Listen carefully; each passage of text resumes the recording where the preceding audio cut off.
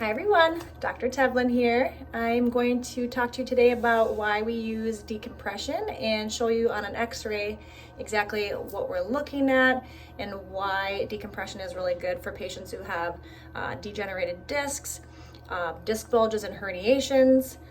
Most forms of like pinched nerves in the back can be treated conservatively. Is there a time and a place for surgery? Yes, absolutely.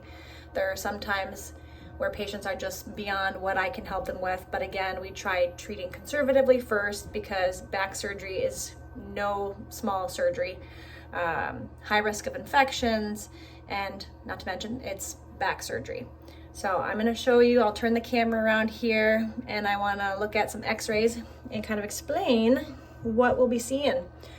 When we take x-rays of a back, I'm gonna show you so you can see in between the vertebrae are where our discs go. Okay, the little clear part right in here.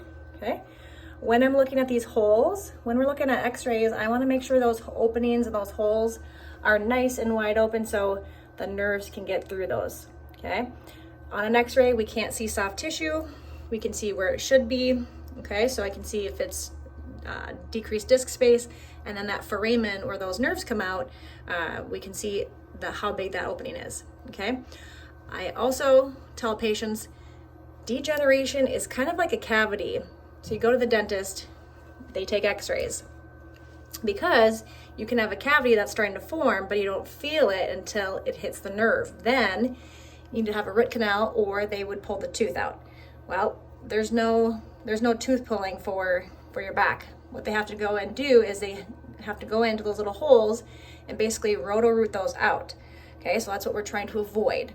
All right, there's a time and a place for it, sure, but our job is to give the patient the best possible outcome non-surgically, without injections, without just covering it up with medication as well. So here's a really good example of a patient. She's mid-40s, had an old back injury from a car accident 20 years ago. Okay, didn't start feeling symptoms until recently, but now she's getting radiation down into her legs. So when I'm looking at her x-rays, what we're seeing is these holes right here. Those are where the nerves come out.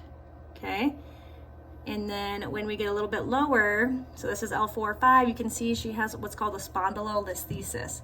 So she doesn't know for sure, but she said when she got in that car accident, she said she did have a lot of lower back problems. This can happen due to an old injury in the pars, which is back here, and then it has actually slid forward.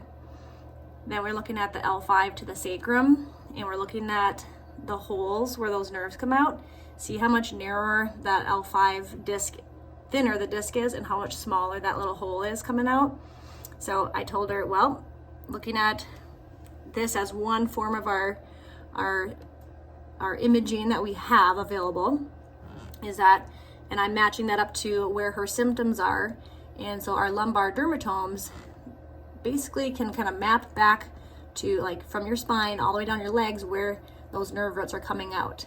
Okay, I also tell people in the lumbar spine, that's our bowel, bladder, prostate, penis, so erectile dysfunction, incontinence. We take a very thorough history with patients, and we make sure that if we need to, we do send them out for more imaging, such as an MRI. But what our decompression table does, it's actually going to pull about 3.5 inches over 10 minutes.